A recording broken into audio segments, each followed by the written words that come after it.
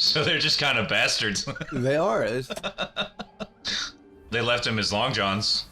Yeah, and they're pretty clean too, considering.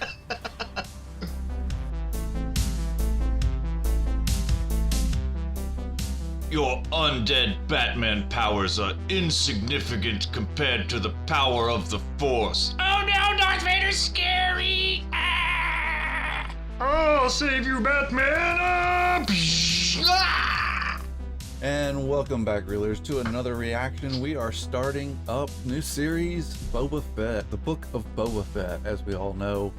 I think Boba Fett, prior to The Mandalorian, had like less than 5 minutes of screen time, so this is really, and he went viral. I don't really know why. It's just something very interesting about the character. I don't know. What do you think about that? I think because it's that point in Empire where it becomes a lot darker. I mean, obviously they're being chased out of the Rebel base at the beginning, but when you realize, oh, they got Han, it's like the emotional aspect of it. Yeah, and I mean, his armor's really cool, and he looks cool. Yeah, he's not scared of Darth Vader.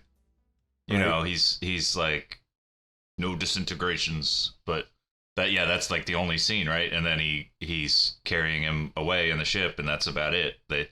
So yeah, I don't really know what to expect. Maybe it'll start up with it'll start up filling some of these holes, like in his origin story, as it were. I would imagine that would be a good place to start.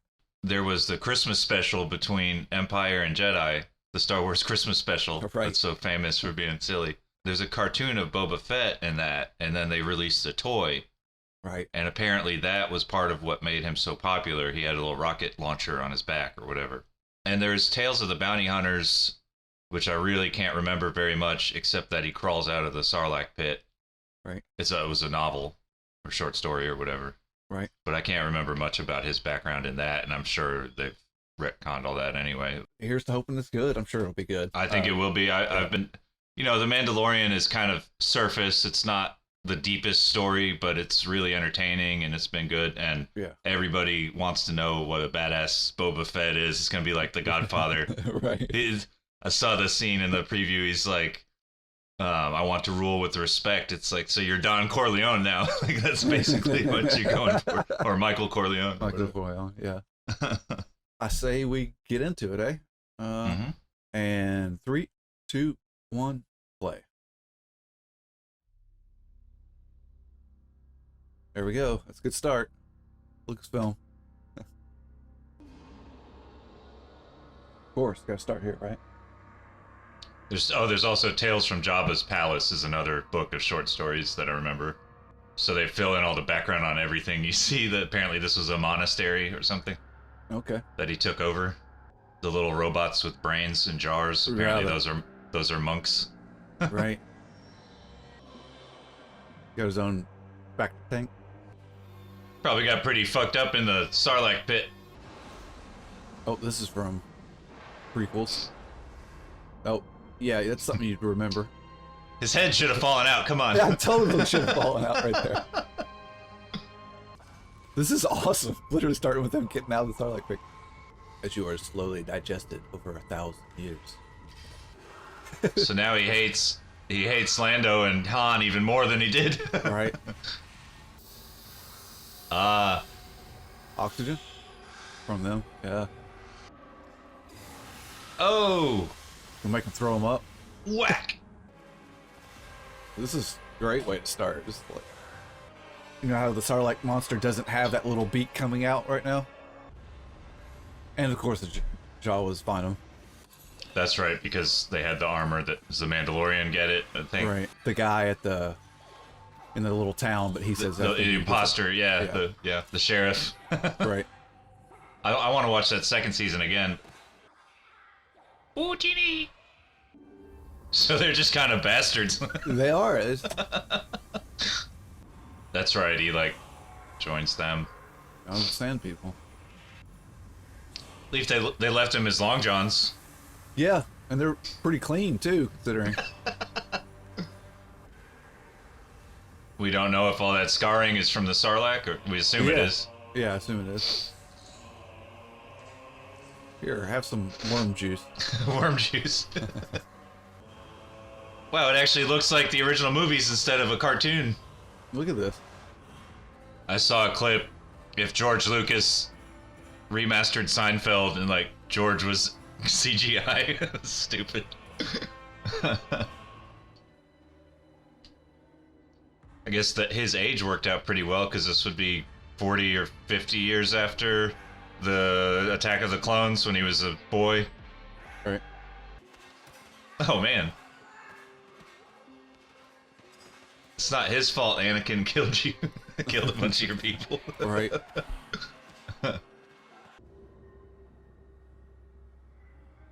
I like this so far. Not a word spoken. No dialogue. Visual. Yep. Yep. I was just thinking that. Rhodian. Star Wars is not too deep because certain species are just always bad. Right. Like, they're pretty much always bounty hunters, or depends on the book, I guess, or the story. But getting a glimpse of how the Sand People live, too. It's like, what? It's like, dude, that thing's gonna kill you. Like, dude. Why'd they even take him? Oh, we saw he had this in Mandalorian. Yeah, it's just like George's version of the Fremen. As he ripped off a lot of, or borrowed a lot from Dune. It's not a fair fight. One guy's in his underwear with a stick. After having just come out of a Sarlacc pit, being dragged across the desert with no water, you know. So he does not win every fight. I want a back tank. These dreams are back that conveniently tell my story.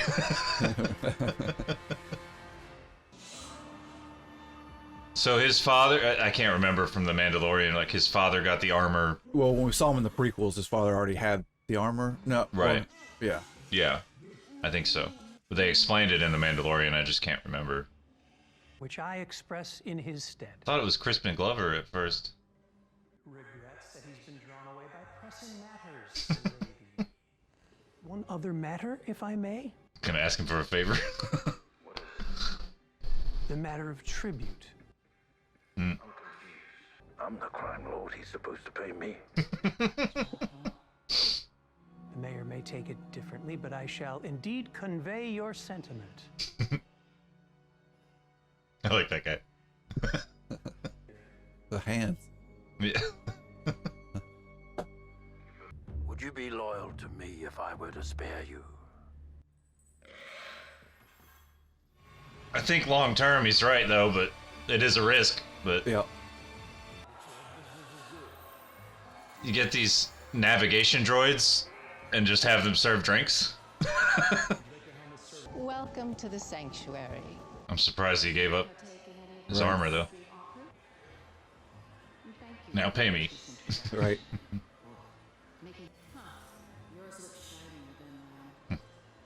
Well, how do you put it back on? There you go. Oops. Where's your jetpack? Yeah, really. Yeah, they came in handy. It's the best I've ever seen them do. Like, So already they're saving his ass, yep. and they would have been dead. Yeah, his facial expressions are great. He's like, ah! I think I just heard the Wilhelm scream. Yeah. There you go. Close enough. Oh shit! Where'd he go? Oh yeah. Ooh. How come we don't see more mercenary force users?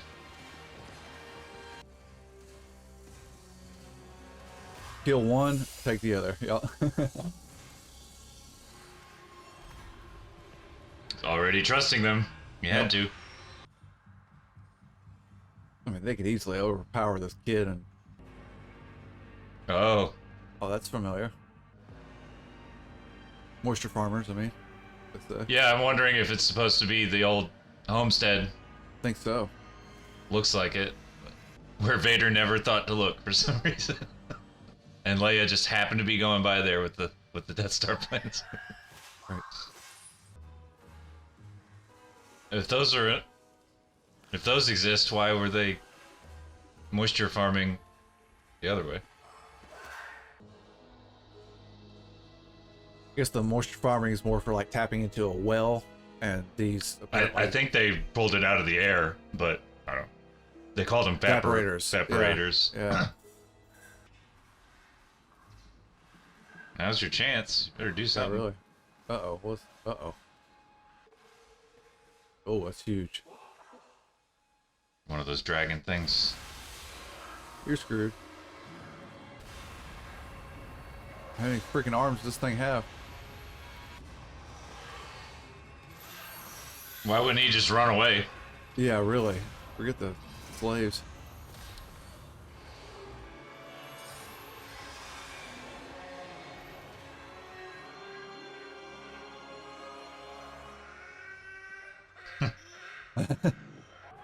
The Rhodian didn't make it. No, I guess not. Did he earn the respect now? Give him water. Yep. There we go. Robert Rodriguez. I didn't know that. Oh, wow. It's great. Like they remembered how to just keep a story simple, Right. simple storytelling, and It was 10 minutes before we heard a line of English, you know? Back to basic storytelling. You're right. we have no idea who attacked him. Jabba, right? We don't know what faction has attacked him in the streets there. It was apparently not Crispin Glover, but Robert Rodriguez is in the show. Apparently, Well, that's pretty cool. Good little intro. Back to basics, like you said, or talking about basic storytelling. Well, what'd you think about the first episode, buddy? I liked it. It's just establishing that he's going to be in charge and how he's choosing to rule. I think that was a great, simple analogy of the Gamorrean guards. He said, you know, I'll let you live, and they immediately responded because they could have killed him if they Right. wanted to. So you see, he wants to rule with respect. Just that one line tells us a lot.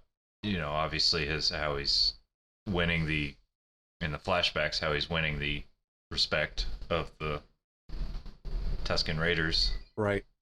He couldn't fight them all, so he had to do something to. Exactly. It makes sense why he didn't overpower the kid when the kid is just off on with two slaves off on their own trying to find Mhm. water.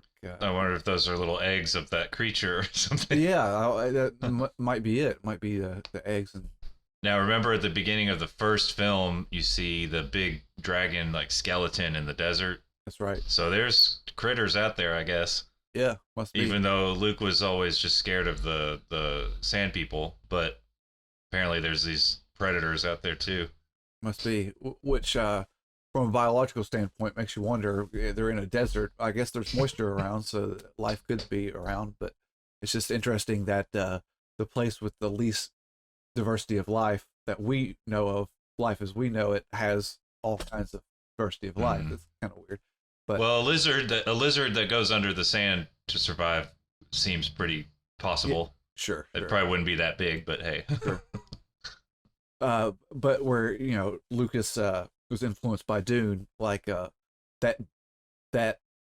the sand lizard or whatever it is, I don't what's it Mhm. called? I forgot what's Coming called up. in Dune. Oh, the Sarlacc, you mean? Or No, in Dune, the massive creature that lives in the sand and eats everybody if Mhm. you walk on the sand, like that's so impractical. Like it's like where is it getting all of its energy from to make a body that big in the spice, desert? I guess. it That's like creates a few billion pounds of ice.